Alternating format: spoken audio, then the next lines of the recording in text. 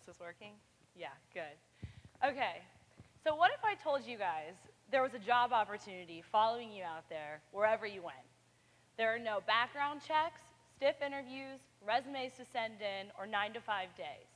It is the most fulfilling job where you truly feel like you're making a difference every day, and you don't even have to wait to graduate. Okay, sounds amazing, right? What's the catch to this job?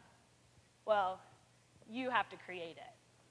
This past summer, with only 2 semesters of college education under my belt, I founded Fund 17, a nonprofit microfinance institution working to end income inequality in all 17 wards of New Orleans.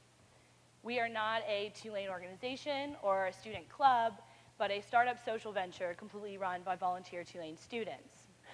Now, as an international development major, I always thought that I would come to Tulane, study what I needed to know for 4 years, so that I could leave and go work at some international NGO or nonprofit.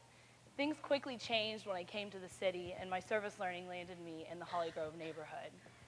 I was doing health serving, which meant that I was knocking on doors and standing in front of corner stores, just talking with anyone that I got a chance to.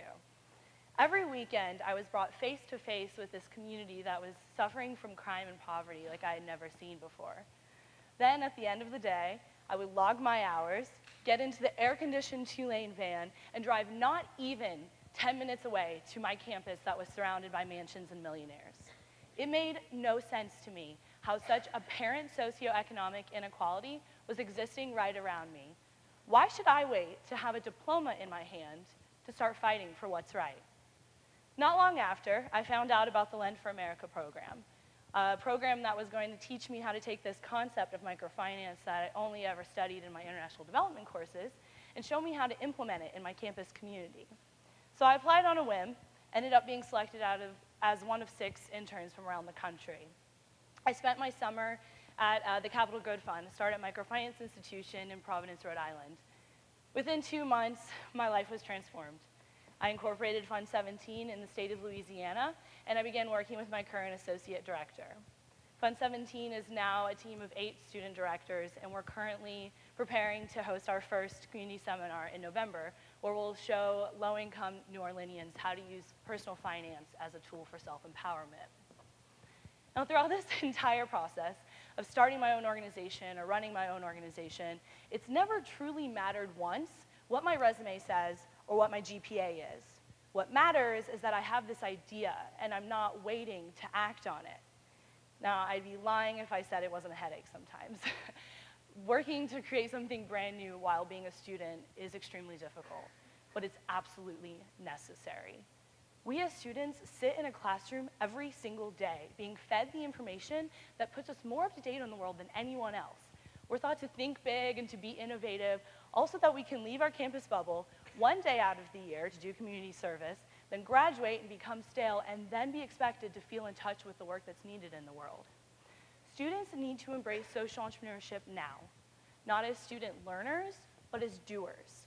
We have fresh ideas, we're free labor, we're eager to get our hands dirty, and we have resources as college students that need to be embraced. See, innovation starts at the bottom with these ideas that are built up to become these established organizations. And by only focusing on expanding to this top, we're ignoring all of these ideas that can be stirred up below. With that, this paradigm of community service actually markets itself as enough. Students can feel proud that they have taken one day out of the year to go volunteer at a local animal shelter. They can log their hours and check giving back off their to-do list. So I'm urging all of you guys to say that this model of community service, of these piggyback community service projects are not enough anymore. To say that the time is now, that we need to embrace this as our role in social change now. There are no limits to social entrepreneurship. There are no requirements to entrepreneurship. The time is now. If you see a problem, find a solution, implement it.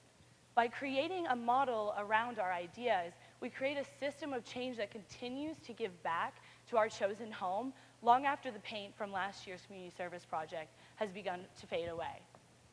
Create that idea. Go for it.